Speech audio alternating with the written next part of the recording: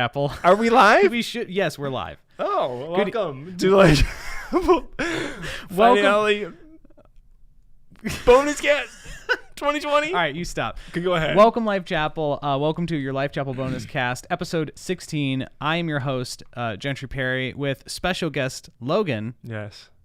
And we're so excited to be the special season finale Bonuscast hosts. Yeah, I'm excited. I'm excited. It doesn't feel like it. I'm trying to keep myself contained. I'm very excited, and I feel like you're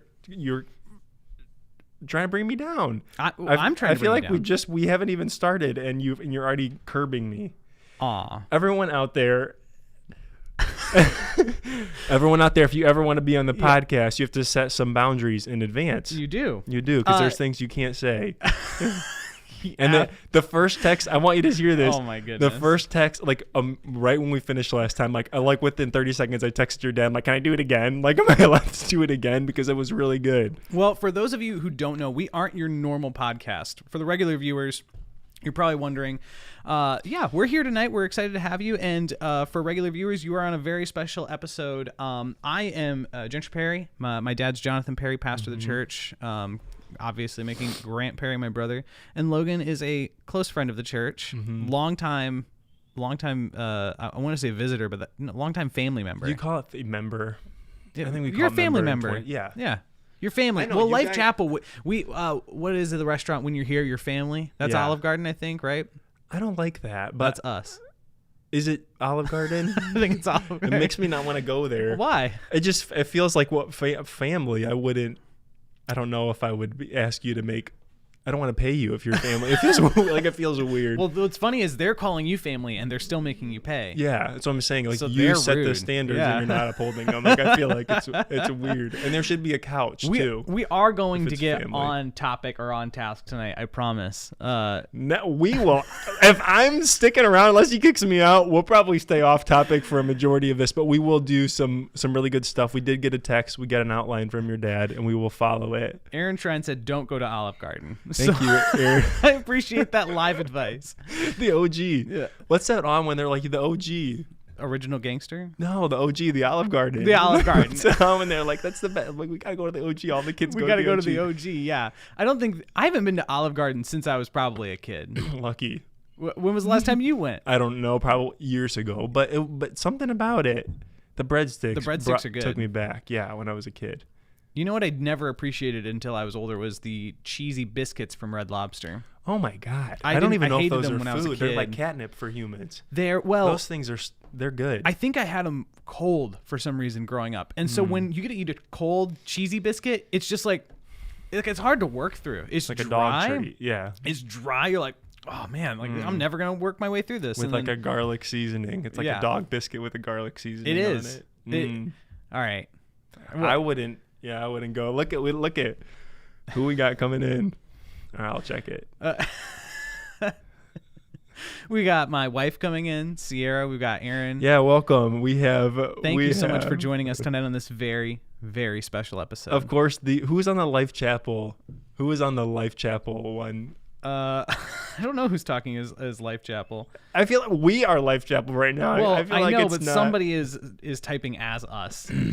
This feels wrong. It's probably Grant. If they're saying Olive Garden is underrated, I'm going to assume it's Grant. I don't even mind their food. I think it's good. I'm just saying. I think it's all right. Why are we slamming Olive Garden? We barely started. We're never getting sponsored by Olive Garden. Let's do the schedule. I was going to say, let's start by thanking our sponsors. I would like to thank. Who are our sponsors? I'd like to thank. If we're just trying to get sponsors. Life Chapel. Oh, well, yeah, of course. That's it. All right. We want to go over the holiday schedule because I was asked to do this, and you specifically wanted to do it. I was like, I'll read the holiday schedule, and then Logan's like, no, I'm gonna read the holiday schedule. I was so mad because you get to do the announcements every week. Why can't I do this one? Sure. All right, everyone. What's the date today? It's I think it's the. I don't know. Why do you need to know this? 23rd. I just want to make sure we haven't missed any of this stuff already. It's the 23rd. All right, I knew this actually. So November. I was checking you. November 29th. This Sunday is the Sunday of Gratitude. Would you please give a brief description of, because you do it every week? Give us the breakdown. Okay.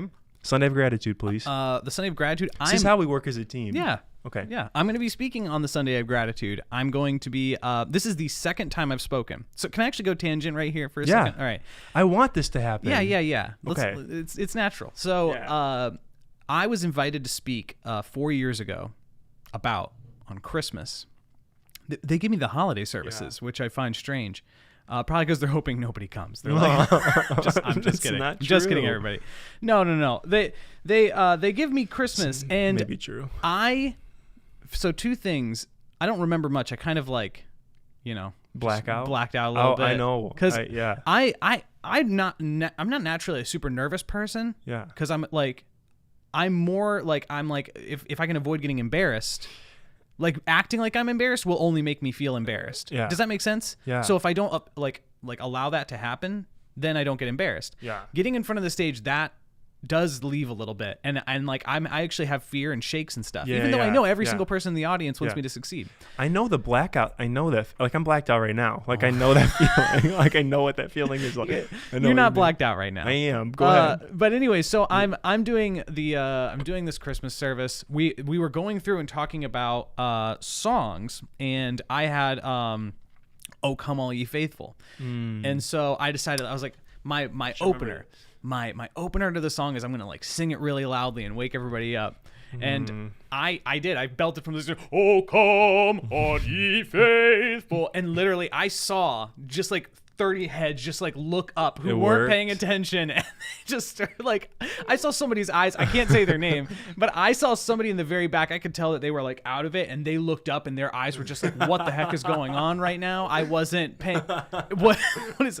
Yeah, so obviously it didn't go that well because they didn't invite me back for 4 years. So, yeah, my dad was like, I want you to listen to yourself and figure out what you could have done better. Yeah. And that felt like a cue. Take about 70 months to figure it out. And that gave me a cue that it probably didn't go as well as I thought it did. Yeah. And so we'll see. We'll see how this one goes. I'm sure it was fine. I actually know that I wasn't there because I would have remembered that. But I would have remembered you yelling. Holiday services on a service. Yeah, you would have remembered. It was that. A Sunday morning. Yeah, I would have remembered it. I don't remember it. It probably was, but holiday services are always weird because people they are weird because people travel.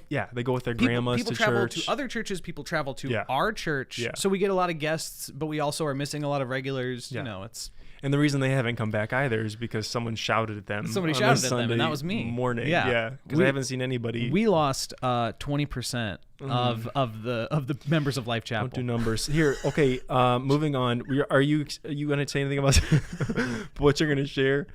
What I'm talking about gratefulness. Yeah. I'm specifically, and it's going to be focused on how I have lost my gratefulness, pitfalls I've fallen into, and how I've identified them, and what you can.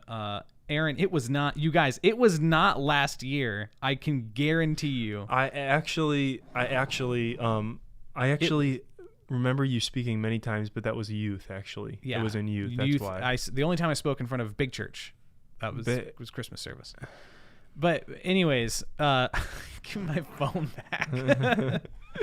I want to read the comments. Yeah, but I'm talking about gratitude, the pitfalls I've fallen into, and how you can avoid those pitfalls. And I think it's gonna be pretty good. I'm actually very excited about it. I have a very different style from Grant and my dad. I think that they kind of run in a similar vein of strong, bold. Yeah. I am less bold. Yeah. But I don't think it's bad. It's not bad. Yeah. I've said this to you. I've said this to you in serious settings too, actually, which is very rare. You are extraordinarily rare. Teacher. Thank you. And I've said that to you, and I do. If you remember that moment, I really believe it. Yeah, you're a teacher, and you have a teaching way about you. More, of course, as a teacher, you'd have a teaching way about you, but in a way that lends itself really well to these kind of moments. I will say. Thank you. So I think that's perhaps why you're less of a crowd entertainer. It will take, and I know that I'm capable. It will take more time on a stage to be comfortable. Yeah, and be comfortable speaking the way that you speak, just in bigger groups, because you do. Yeah, because you speak really well like this. Better. but you gotta get comfortable doing that, and for sure. But you spoke a lot of times in youth that were really good. Oh, thank you. They were really good, and don't take that as a compliment. All right, December 20th. Okay, November 29th, Gentry is speaking. I'm very excited. That's this Sunday. Somebody write that down. I am very excited, and I do mean it. December 20th, we only have a 10:45 a.m. gathering. We do not have a 9 a.m. service on December 20th, and that day there will be no children's ministry. So it does not mean the children cannot come to church. Yeah, it means they will kids. be. Yeah, well, it means they will be in big church. They will be just running around, Rugrats. Yeah, going nuts. Oh yeah. Yeah. Just screaming. Just my favorite day of the year. Yeah, I would prefer that. I like having the kids in service. It's fun. I prefer that all the time. Moving. Okay, we were like we're like I'm 1/3 through the. We're like gonna use all the time. December 24th, Christmas Eve service. We have one Christmas Eve service. It is at 7 p.m. Be there and bring your grandma. December 27th, which is after Christmas, for everyone. 10:45 a.m. gathering only. So you'll see a trend here. So no children's ministry as well. So right. Pre-Christmas and post-Christmas, I love looking at the camera. We will not have children's ministry both of those weeks. And even on January 3rd, we're experiencing the same kind of event. So no children's ministry, only 10:45 a.m. gatherings over the holiday season, starting December 20th. December 20th, 27th, and the 3rd of January will all be 10:45 a.m. services only. Yeah. What does that mean for me? What about the 9 a.m. services, which are... Well, it's multiple things. It's difficult to run the two services together. And we also like to have, like, on the days that we don't have kid services, we like to have everybody in because so many times we have these faithful... we have the faithful people who run the kids ministries, the volunteers. Yeah, they don't get to be with us. They don't get to be with us. So on the holidays, we go, hey, you know what? Sorry, no kids ministry. We want everybody in. We want a family gathering. Mm. And plus, I don't like to wake up super early, Logan. It's a problem. It's a problem. It's a problem that people like you make the rest of us wake up super early. I won't make you do anything. I've never shown up to your house when I get up in the morning. You threatened me. You did. You were like, I'm going to come at your house at 4:30 in the morning. I do want you to go to the Y with me. I will never go to the Y with you. First of all, maybe never at all, but especially never before 7 a.m. That's for certain. I mean, I'm out. I'm left by 7 a.m. I'm not even there. I know. You wouldn't even know I was there if you came in at 7. I know. All right, last thing on the list, January 4th through the 8th, we do have our week of prayer and fasting. That will kick out the new year that way. So that is our holiday schedule. You can find this little piece of paper on your seat. It will be in the seats next to you, or you can find it in the What's Happening wall in the foyer. I took one home and I lost it. It's snuck behind my countertop. You can have this one if you don't want this one. It's bent. Okay, so Aaron asks, why are we enemies? And then Aaron Shrine? Yeah. First off, Aaron Shrine, thank you for joining us. I don't trust you with the comments. I feel like there's stuff that we're not enemies. Okay, Aaron what do you Carmen. We can't you can't just read the comments like this. We have to keep the podcast going. Okay. Okay. Here's the thing. Gentry threatens my existence. How do I threaten your existence? What have I done? There's nothing. There's no words for this. I actually had a good conversation with Carmen. I want to talk about healing the foundations. Okay, good. I love healing the foundations. I've only done it once, and you were there. I was for it, and that was a moment we became like. I'm like, Gentry's more than just this person. He's actually got a very, you're a very important person, and has a spiritual presence that is very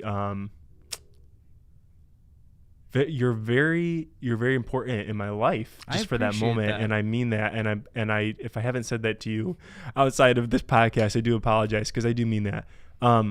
And I appreciate that ministry and your role in that ministry meant a lot to me. Well, and do you care if I talk about what that ministry is? And then when I'm done saying this, then I was going to say, then you could explain how it like impacted you. Yeah, no, but I want to say first that when you have those vulnerable moments with people, you create you do create a friendship no matter what. And the way that I connect with people is through like intense joking. Like that's how I like build my friendship. Oh yeah. So it was after that moment, if you remember, that I became extremely obnoxious. if you actually kind of break it down, Think about it. Logan, you've been. I was not ridiculous like that before that moment. I agree. Yeah. You definitely were So a I lot love you. warmer after. I do love you. Yeah. So that's what I'm trying to say. And at the same time, nobody, this should not be used as evidence that I like Gentry. I do not like Gentry. We are not friends. We do not get along.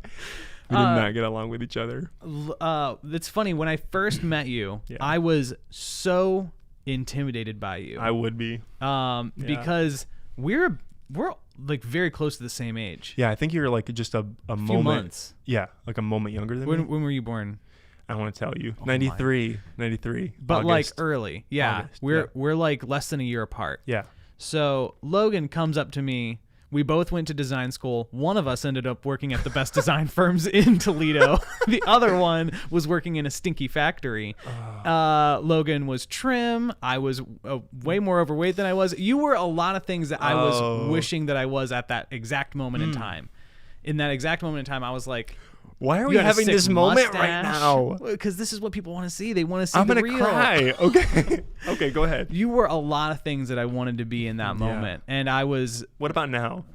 Well, now I know you and we're friends. I couldn't have been friends with you back then because I was envious of you. I was actually envious of you. And I so felt it. That's why I hate you. Maybe I was. And so I, in a lot of ways, I think there was a little bit of resentment. Not a lot, like not like you did anything to me personally, but just kind of like, why am I like this and why is he so much better than me? Yeah. You know? Wow. And thankfully I grew out of that and I just was like, Logan's a knucklehead. Yeah, total knucklehead.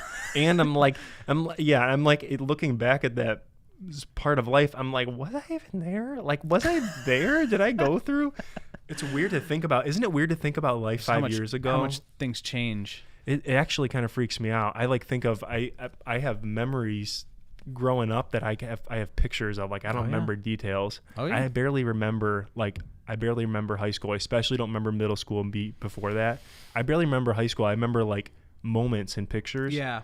But I think it's just because we move so fast that we moved very fast. I dispose a lot of stuff, you know? There's 2 years I actually have I have like a memory from every year. Yeah. I don't know why. I've got like something from every single grade. Is it like a picture? Kind of like a picture or like in a whole experience? I've got little clips. Not long clips, but like little, like in the 4th grade, we were working on hats that represented a book we liked, and I liked Magic Tree House at the time. Did you ever read those? Yeah. Yeah. No. No? But I liked the idea. Don't then just say, oh, okay. Don't say, did you like Magic Tree House? You know what I really liked? And in my head, because I don't remember my childhood, I'm like remembering one book that I read what once. What did you read? Well, 2.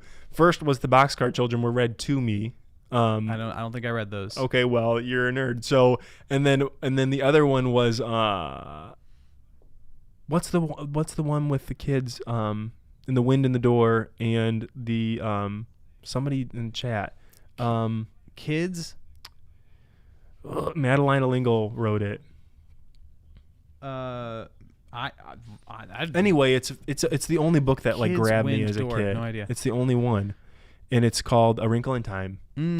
Yeah, it's the only thing that I didn't read that captured me, and I totally robbed you of your moment to talk about Treehouse. I was just gonna say, no. So, anyways, whatever. I was just gonna go about a little memory, but that's a story within a story. So, I was gonna say though, I don't remember anything from 2nd or 3rd grade. Yeah, I remember 1st to kindergarten, and even like an inkling in preschool. Like me and a friend actually met years later because she was like, hey, did we go to the same preschool together? I was like, how the heck do you remember that? Yeah. But I was like, yeah, I do remember you. Yeah. And then I remember 4th and then pretty much everything on. But 2nd and 3rd grade, no recollection. And I'm afraid that like some kind of trauma happened. I mean, no, just my mind erased it. Here's what I was just thinking about this week is it concerns me the pace at which we absorb new things in 2020, and I'm sure it's been this way for years. How quickly and how much we consume. Right. That I think our brain has a way of coping with life that we just dispose of extra stuff. You know what I mean? And I think those simple memories that don't, I think they just get disposed. I do. Know? Or I hope they do so that I'm not strange and abnormal. Well, there is this... It's kind of a side thing, but I do think about that a lot as well. Like, what would somebody's life be like? You know, you think a few hundred years ago, like 400 years ago, life was pretty much the same every day for somebody's whole life. They could live in one city. Nope. I mean, of course, things happened. You know, people died, people were born, but like it felt like maybe life was the exact same, but their scale, everything felt huge. You know, like somebody died, it was like, oh my gosh, the whole town is in mourning for weeks. Yeah, they'll never be the same because of that event. You know what I mean? That's maybe that. You know, maybe and your life was maybe more shaped around less events and fewer events, and maybe even probably bigger moments. You know, so it's just interesting. It's not bad. It's just interesting the way that we construct our. I'm like trying to get there. I'm trying to get to Little House on the Prairie. Like I'm trying to get rid of my phone. I tell you what, I love tech. Yeah, I know. I'm a couple steps away from just like you know, getting out in the woods somewhere. Yeah, and just being like, what about Sierra? When I think of you, I think it's that's Sierra's husband. Like I love your wife. I think she's so nice. But like, what about her? You can't leave her. No, that I couldn't, and she'd go to the woods, but she's so smart. She would go to be the employed for her brain. Well, and she's such a social person. Yeah, and she loves people. See, Sierra has a heart after people that I don't have as much. Yeah, my mom said talk about HTF, so we'll swing this back. We will. Really quick. I did actually want to. I did want to talk about HTF. We move. See how fast we're moving? I know, man. I'm going to slow down on purpose starting now. But talking about memories, this actually hooks into HTF a lot. Yeah. So there's kind of an HTF. What we do is we do what's called issue focus. That's one big. There's either you come into HTF because generally your life isn't right and you need help figuring out why you were in a bad place, or and then what God actually has to say about that. Or you are coming with an issue. You're saying, I have this specific issue in my life. I need help with this specific issue in my life. And so we help on that. And one of the steps that we take in HTF, and I would say that it kind of bleeds through at least a couple of the steps, is we look at people's past, identify key factors, and they don't even have to be, directly pertinent to the issue at hand. Yeah. But we invite Jesus into those circumstances, because what a lot of us, and this is one thing I'll drop in the chat, or I'll drop on the stream, that I would say that you can know your terminology. You can practice, but it's inviting Jesus into painful memories. Yeah. Because a lot of times we have painful memories, and we have regrets, and we have embarrassments, and we have mistakes, crazy things. And what we do is we ask people, where is Jesus in that memory? Yeah. Because he's always with you. Yeah. He was always there. It's not like Jesus started walking along with you once you became a Christian. He was always there waiting for you. So we invite people to say, think about it. Yeah. Where was he, and how did he feel about that? I think about that all the time at that moment. And I actually have learned to use that tool as I work through. And I actually went through, prior to that moment, I had gone through like a year of Grant knows. Grant was the best friend in that season. He still is. But in that year of like an emotional like undressing of my life, it was so weird and painful. Mm-hmm. And part of it was discovering things that like I need to have God has to shed some light on these moments. Right. But what I'm saying is to be able to use that as a tool. Now to look back as more things, as you were able to look at your past. And we invite people to, especially with certain steps, like practice this on your own. Practice it, because it's you never stop healing and you never stop growing. Yeah. Like there's always healing to be had and there's always growth to be had. Yeah. And Jesus wants to see you walk through all of that. Yeah. And I think to bring this conversation back to God guides our conversation, even though we're nuts. I think what we started to talk about, and just how quickly, this is what concerns me, how fast we move through life, right? Mm-hmm. We have things that are affecting us, all the time, right? Yeah. We are spiritual beings, and we go through life, and we have these experiences that really they can wear on us, they can shape us without even our knowledge of noticing that it's a moment, and I think just looking back and slowing down and being able to look back and say, what the heck happened, right? Like, what the heck happened? And then also, am I moving so fast through life that I can't even recognize what is happening? You know what I mean? And I think that's just one of the things that HTF helped me begin to do. was to look at things through that lens. And so if you're looking for healing, or even if you just know that something's not right in your life and you want some spiritual guidance to walk you through it, look into HTF, contact somebody on staff in the church, just say, I need to get into an HTF, and they will direct you. We will direct you. If you get a hold of me, if you get a hold of anybody else, we'll give you a little packet. You fill out this form, you bring it back in, and we'll get you on a schedule, and it'll be good. It's all anonymous. You don't have to worry. Nobody has to know your business. Yeah.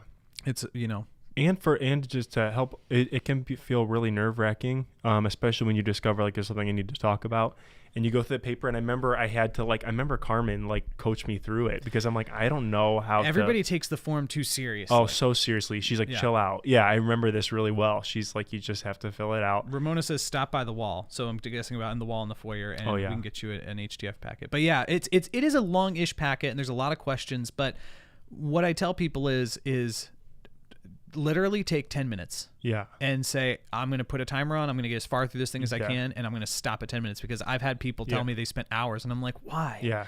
Because the packet's only there. You give it to us, we review it, we look over some things, we pray about it, and then we schedule a meeting to actually meet with you. The packet's only to get us started. Jesus leads the ministry.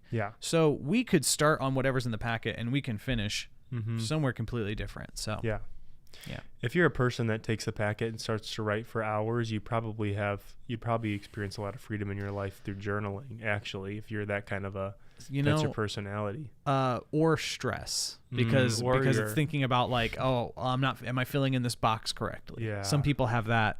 Jesus, that's hard. Aptitude. Aptitude, attitude. Disposition. You're talking like a teacher. I don't know what you're saying. Okay. What if I just just stop? I don't know what you're saying. Just stop. I might do that. There's nothing on this list to read. Don't you want to try to? We're not doing that. You want to like work out of this. Just chill out, Gentry. Speaking of, I'm such a teacher. I am literally a student teacher right now. And I'm student teaching at a local high school, Waite High School, and we are going all. How old are your kids? Well, I'm in 12th grade, so they're all 17, 18. It's pretty crazy. A lot of them are like, I can't come to class because my job has me scheduled, and I'm like, you're in high school. It's illegal for them to schedule you during high school, so you need to tell them that. And then they just don't come to class. It's pretty crazy right now, Corona times and everything, whatever. But I will say, I'm not going to get into how, Waite High School, like every school has difficult situations regardless of the time. But so my teacher was supposed to stay home today and teach from home, and I was also supposed to stay at my home and stay from home, but I forgot. So I go into school today, and I call them in the front office, and there's only a few people there, and they let me in. What do you wear to church, to school? I have to wear khakis, so I do the Jake from State Farm look. You have to wear polo? I don't have to wear a polo. I wear a button shirt. No, I don't wear polos. I wore polos when. Where do you shop? What do you mean? I don't shop. Just I know. I want to. I'm not even being difficult right now. No, I literally. Listen, I feel like you're always being like a little bit difficult to me. Not being difficult. I don't feel it right now. No, I hear you. Question, I'm telling you, I haven't shopped for clothes for me. Yeah. I buy the exact same pair of jeans. Yeah, I believe on Amazon. It. Yeah. I believe it. Literally. So the answer is Amazon. That's where I get my jeans. Everything else I haven't bought. I don't buy clothes though. Yeah. Like for real, except for through Amazon. You just said I buy them through Amazon, so just be honest to the people. Okay, you shop at Amazon, so you can dress like Jake from State Farm. Yeah, exactly. Okay, you got to school. I get to school today, and I walk. And I'm dressed like Jake. And I'm dressed like Jake from State Farm. I'm trying to paint a picture. Actually, no. Yeah. But it is I was by myself. I go to school, I'm walking around, I'm like, it's so quiet. I'm like, what? It's so quiet. Oh, that's weird. I go up to the room and I text my teacher. I'm like, where are you? And she's like, she's so funny. Like she's not old, but she's older. Like she's probably in her late 40s or something. But she was like, are you at the school? And then she put 10 exclamation points after it. And I was like, and you're like, yes. It must be on fire. Like it clearly must be on fire. I was like, yes, I'm at school. And she's like, we're staying home. Why didn't you stay at home? And I was my like, God. and she was like, just let somebody let you in. So I taught from her classroom all by myself today. I was just in the school. Wow, that's kind of cool. It was fun. It was like, I'm going to be a teacher one day. Look, this is the classroom. Kind of walked around a little bit. I have questions about masks and kids. You ever got to teach kids They've face-to-face not at all? come in, no. So it's been all online. Do you see like a screen with a bunch of faces? Or is it like the person talking? I see a screen with a bunch of letters. So because the Not kids, even real they don't put faces? their cameras on. I And hate this. yeah, I hate this. it is difficult, and a lot of teachers are frustrated with this because, literally, so I was teaching last week, and at one point, all the mics were muted, all the cameras were off, and Don't look at it. all the mics were muted, all the cameras were off for the students, and I was talking for a good 10 minutes. I was like, are there any questions? I'm always kind of like interjecting. I'm like, so what are they saying by this? And I pause, I give a good 10 seconds. I think that they were saying, and I'm like, literally, I thought about it. I'm like, they could all be gone. Yeah, like I could be. just be talking to myself. Do you right ever now. get like paranoid that you are talking to yourself? It made and, me like, feel there are no just kids in that there? one moment. It made me Yeah. feel a little like, am I crazy? Yeah. Like it's crazy that Yeah. I could literally be alone right Yeah, now. yeah, and you are alone in a room. Like, Not only it's am so I alone in weird. a room, I'm also being judged. Because I'm being observed as a student teacher. Yeah. I'm I could be not talking to anybody, and they're grading me based on my performance right now. Man, that sounds Just so rough. It is. That's probably the hardest part for me. I'm just thankful. Sounds weird. I'm thankful I'm not in charge of anything. Yeah. Because I'm a student teacher. I'm paying to be there. Well, what a weird season to work with. I think working with kids, I think would be so. I love kids. I love kids. I think it'd be tough working with kids right now. I think, like, if would you ever teach middle school? No, You're focused on teaching late high school, aren't you? I can't. People who teach middle school shock me. I'm like, why would you ever choose to teach middle school? Someone needs to. I know they need to, but some people want to. They're I want to teach middle school. I'm like, why? adding on this. Look at all these fun comments. Adding on to middle school. Right, I'm gonna go on a tangent. I don't want to. You can Don't stop go on me. a tangent. Listen, the kids right now in middle school is so hard. It's so hard because you are so weird in middle school. And then we're strapping a mask on it. I'm trying to be the best basketball player and I think about it like this. Smash gender norms. I'm like, and now I have to wear a shield. I think about it and like this. sneeze on it. If I were in high school, I would literally, I might show up to class. I would be playing a video game, which I know is what some kids are doing. Is like I would turn because on, you have those units in front of you, screens. Yeah, so for the kids, they all get laptops and they're going to school from home. Yeah. So if I was in high school right now as a high schooler, I would literally I'd have my laptop set up next to me, and I'd be playing a video game, chilling, just listening to my side ear. Yeah. I mean, that's pretty. I mean, I'd like to believe that I'd be a better student, but I know for a fact. Oh, it's too easy. If I was a freshman. Oh yeah. Nah. It's too easy. It would. Maybe we're not recognizing kids just thirst for knowledge in 2020. But I feel like we're probably right. I feel like kids are pretty much the same. Yeah, even if the times are different and things are different, kids I feel like are pretty much the same. They're so smart. Oh really? I was gonna say that they were all doofuses. No, but listen, but street smart. Because I was a doofus.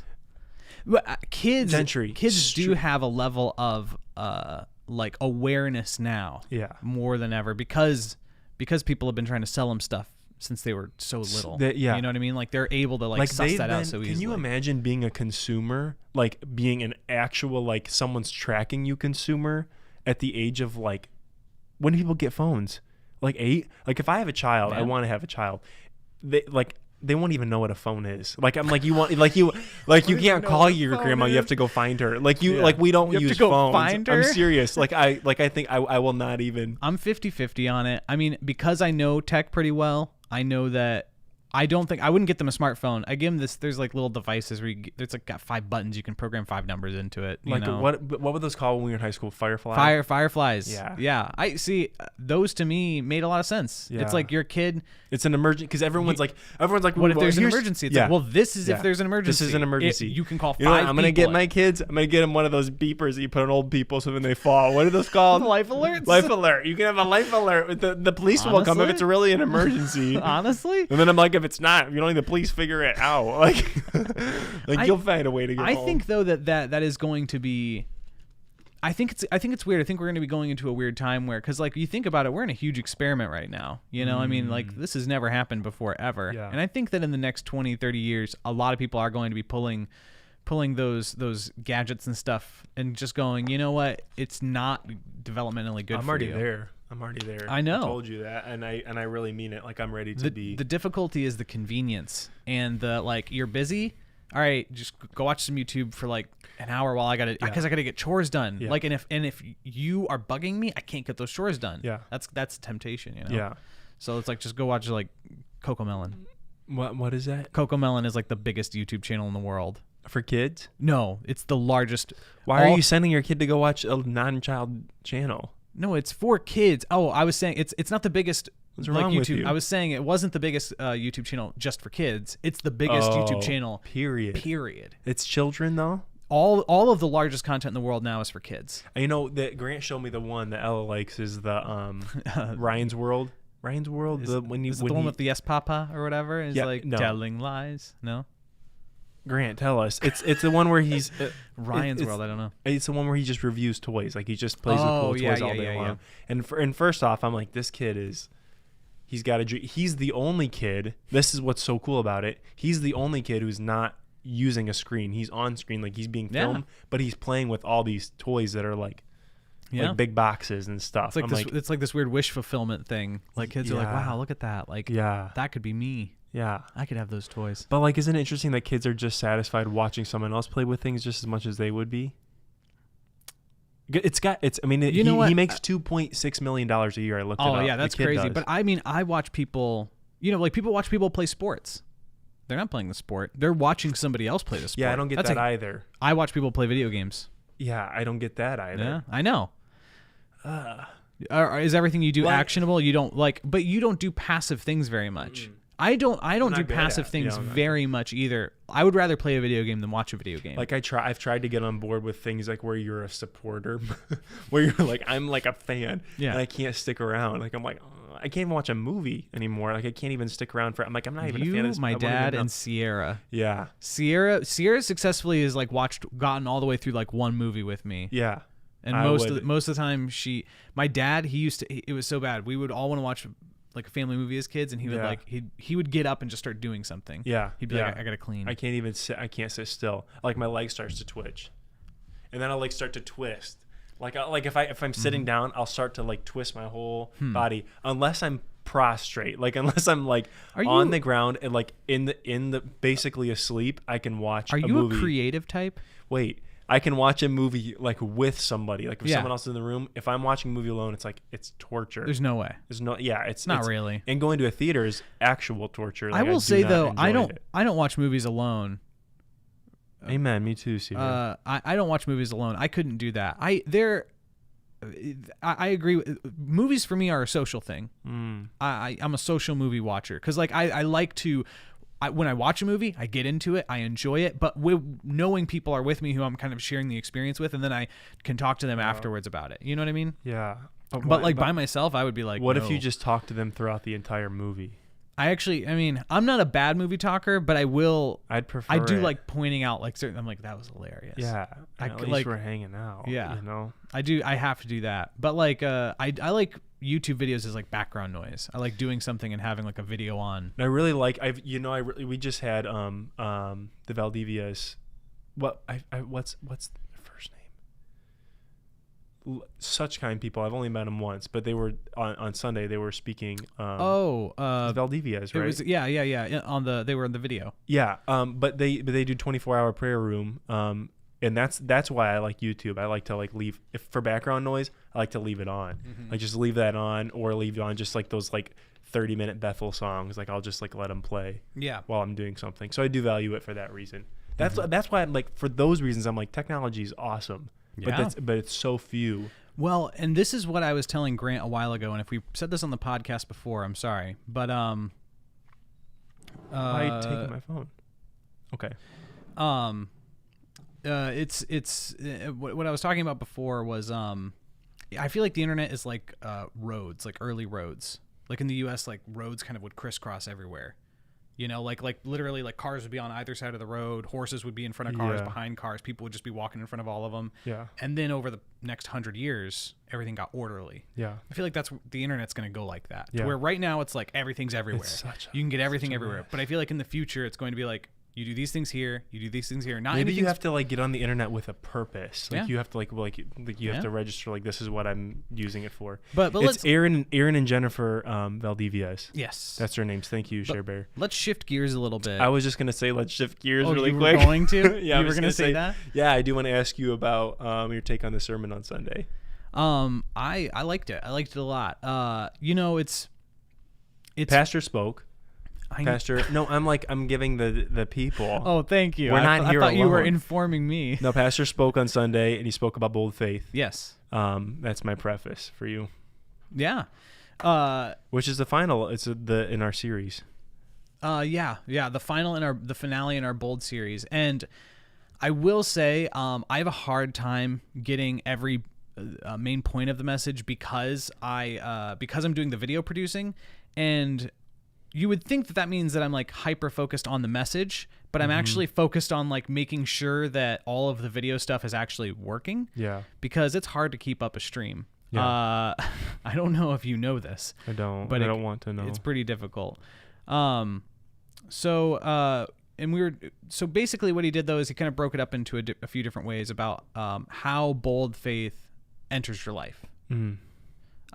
You were there, right? Just to make sure. Yeah. Sorry. Yeah, of course you were there. We talked for a minute. Yeah. But he said bold faith is revealed in your actions. When was a time that bold faith was revealed in your actions? When was the last time that your actions were putting me on the spot? I am putting you on the spot. I worked. I think just what the part about the sermon that I took home was he broke down a lot of very simple moments, all the things that were happening in bold faith in a single moment. Like he referenced. You're blanking? Nope, I'm not blanking. He referenced the prophet Elijah. Yes. And he went to the widow's house. Yes. And asked her to make him bread. Yes. Right.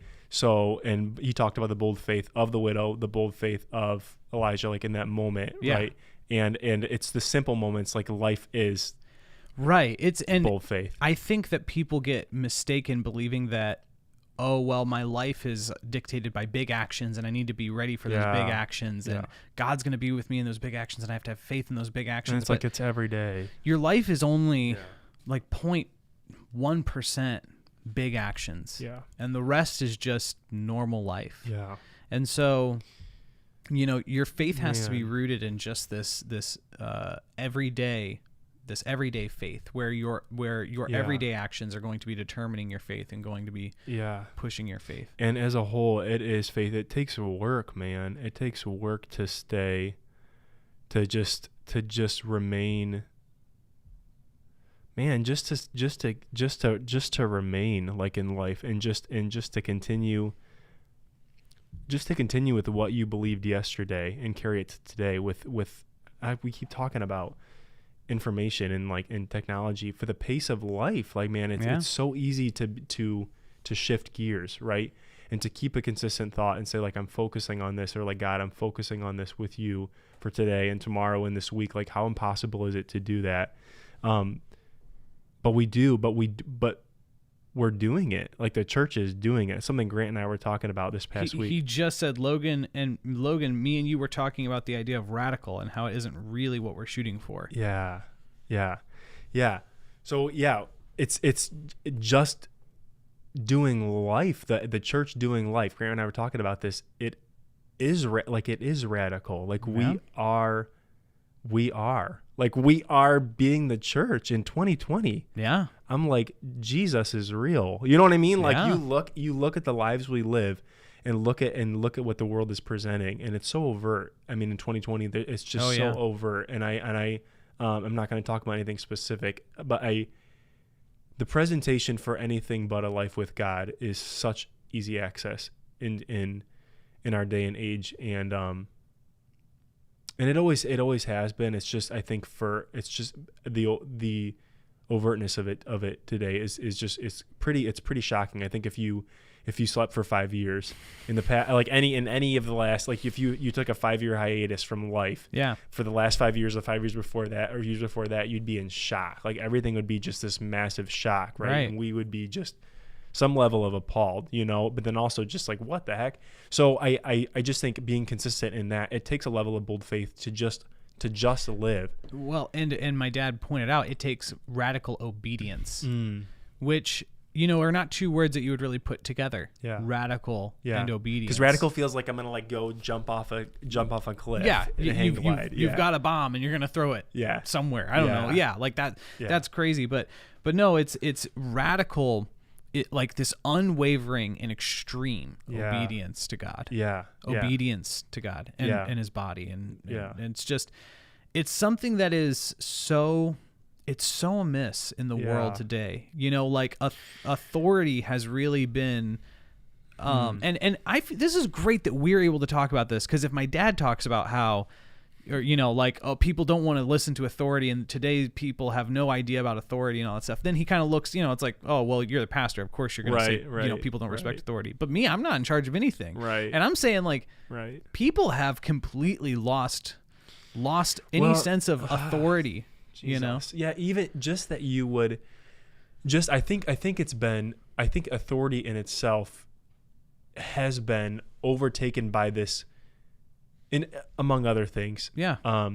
This is the most has been overtaken by this presentation that of why would you deny yourself anything? You know what I mean? Why would you deny yourself anything? You know what I mean? When the world is at your fingertips, when anything is possible and legal, was short of murder, some kinds of murder. Help me, Jesus. I will stay non-political, but why would you deny yourself anything, right? So any authority is a threat to my personal... Exactly. Not only why would I deny myself anything, but any threat to my autonomy. Yeah. Anybody who wants to make any kind of decision for me is a threat. Yes. And they need to be handled. Yeah. And it's like, they're... And I see things, like I'm on TikTok, I'm on social media, whatever, and it's like people are like, I'm afraid that they're gonna let their kids burn their hands, I'm because they're afraid of telling their child no. They're like, oh, why would you say that to a child? Why would you do that to somebody? I saw, I'm not a big Dr. Phil guy, but I actually like him, and he was kind of roasting this young girl who was acting crazy. God, I love when Dr. Phil roasts children. Man. Well, but that's the thing is she really did deserve it in this circumstance, because somebody father her. She did some terrible things. Yeah. And all these people were commenting, talking about how mean he was to this little girl. And I was like, he was because she was actually insulting his show and program, was threatening to leave, and he was like, you can leave if you want, but you're not going to tell me how to run this thing. Right. And that's just such a mind boggler to people that somebody... I don't know everything about him, so I don't know. Well, here's what we're not going to endorse Dr. Phil, because we won't can't, endorse. But also, when I'm running for president in 30 years, I also don't want to look back and be like, he's in love with Dr. Phil.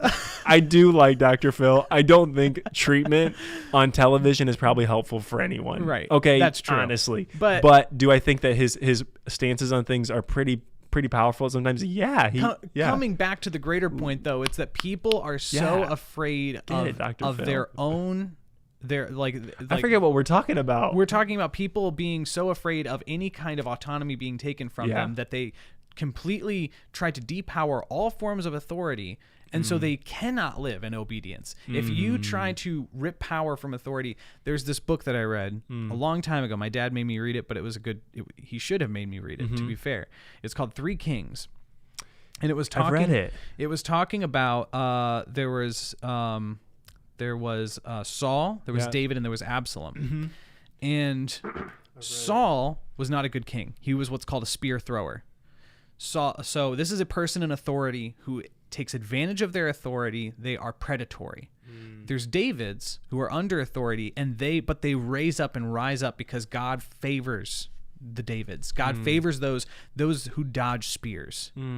David didn't lie down and just let Saul kill him, but at the same time, he never returned fire. He never threw a spear back. He even had a chance to kill Saul. He was like utterly respectful. Yeah. Utterly respectful in the face of absolute insanity. Yeah. And then there's Absalom rose up under David and wanted to start a revolt, a revolution. And it was just, but it was all bathed in this self-righteousness and this, just terrible, I don't remember all of the story of Absalom, but it was bathed in this pride. And that's kind of the problem is we grew up, at least some of us grew up with Sauls. Everybody's had a bad authority figure in their life. I've had some terrible managers, but growing up with that bad authority, you can either get good at dodging spears or you become the person who's going to return fire and you go, I'm going to topple the system. And this whole next generation, I think that a problem with the next generation, my generation, our generation, is a lot of people believe that the answer is found in self-pride, is found in self-assurance, is found in, I know better. Versus humility is the way. David was completely humble. I mean, not a perfect man by any means. I never want to. No, but in this instance, it should be highlighted that his view of authority was proper and godly. Right. He respected authority while saving his own life, but respected authority to this extent that he had every right to shoot back. And that's the only way that you can walk in radical obedience is by recognizing even bad authority. Gentry, there's so much we could talk about. I could just talk. You start a thing and then I just want to talk. We can hang out on this for a minute. What time is it? We got a few minutes. We got 10 minutes. 10 minutes. I barely started. It's in our, we don't have to have cultural conversations, but here we go. In 2020, it's the only thing I know. I'm living in 2020 today, right? So I'm going to say it, but it's not like I'm not shaming 2020. It's a good year. Contrary to popular, opinion, I think we've had a great year. But I do want. Glad you're thriving. I do want. We've removed every we've removed so many thresholds to success. And I'm going to tie this into what we're talking about. I promise. We've removed so many thresholds for success, and I think one of the ways that we've granted people authority is because they've usurped the authority that was above them, right? Like you've identified the fault in your authority, which has promoted you, right? I think that's a path that has, we have quick access to rebuttal, rebuttal and saying you're wrong and this is why. In today's time, there's a quick feedback cycle. Yes. So when something's wrong with the system, everybody knows. Yes. It's very easy to see what's all wrong. Yes. And you can say, you're wrong and I hate you and this is why, and you'll get elevated because you'll have a group of easily accessed support. And I think of David would have had people in his life that would have co-signed him fighting back, right? And said yes, that's the right thing to do. He's threatening your life, right? Just go take him out, right? He had the chance to. Well, that's what Absalom did. Absalom rallied up. I think he was, if I'm wrong, correct me in the comments, but I'm pretty sure it was Absalom that said that he asked some old wise people and he asked his friends. And he said, should I tax the people more or should I tax them less? And the old wise people were like, you should, I believe it was like you should tax them less, and the young people who were like, tax them more, show them you're a strong leader. And they were rallying him and puffing him up. And, just craziness. I could be wrong on that story. I'm very sorry if I'm wrong on that. I'm a little rusty on this book. But quick aside, if you haven't read this book, it's called Three Kings. It's tiny. It's like this big. It's The Three Kings, I think. The Three Kings. Yeah. And it's like this big. You can read it in a sitting. Yeah. But it's really good in principle. And I think it deals a lot with. I think it's a good book to read over and over, actually. Oh yeah, because you can get a lot out of it. Yeah. It is. It's a really simple story. No, I'm all for a brief book. I'm sorry. Too, I'm not for books that are like that thick. I'm like, I can't. It's just. I don't get through it. I don't get anything. I get bored. I got my tech brain. My tech brain gets bored easy. One story Yeah, Harry Potter is the only thing that I can have like a long Never book. read it. We weren't allowed when I was Right. a kid. Neither was I. Right. This is time. Yeah. So. Oh my here goodness. we are. Rebel. Yeah. Well, the last piece of the whole David thing I don't want to leave is I again, David had people in his life that again would have co-signed every wrong move that he would have made, right? Yeah. So I recognize in my life, it just reminds me of how important is your relationship with Holy Spirit? Like how important is Right. it that you are listening to God, and that God, and Grant talks about this all the time, God and people, the people in your life, Right. that God has placed, you are certain, because you know the people God placed in your life for counsel, right? Mm-hmm. God and people. And if you're not aligning your life with that, and you're letting everyone else dictate your moves, you will end up potentially successful, right? But in a place that Or not even dictate your moves, but justify your moves. justify, validate, like, because you can make any poor decision, and you will have friends around you going, well, that's just who you are, like, don't let anybody change you. Don't let anybody don't let anybody tell you what to be or what to do, or that you're not perfect the way you are. You're perfect the way you are. And it's like, no, we're born like we're ore that gets put into the fire and refined, and that's, I think that's one of the saddest things is there's a whole group of people who believe that being completely unrefined is the best path, and because they have people next to them who are justifying every decision that they make, or who are telling them, right, and the path of least resistance feels the best, right? It feels the best. If nothing else, it's the easiest. It's the easiest. Is that like a saying? Is that like taking the path Aesop's fable? Was that like a thing? Oh, okay. And we pulled that out of someone else. I think it's someone else's. No, the path of least resistance is just humor me. What? Yeah, it's just a saying. Who's saying? What do you mean? Like what saying? I just want to know who says it. It's like a bird in the hand's worth two in the bush. What are you talking about? Logan, don't mess with me right now. All right, I really don't know what you're talking about. You've never heard the saying, a bird in the hand is worth two in the bush? What? No, what a ridiculous thing to say. You can lead a horse of water, but you can't make it drink? I've heard that one. Okay, that's a saying, right? Who's saying, though? Logan, all right, we're finishing the podcast. I'm going to start my own podcast about getting to the heart of we were on a beautiful note, and you... You want to end on a beautiful note? No, well, it's too late now.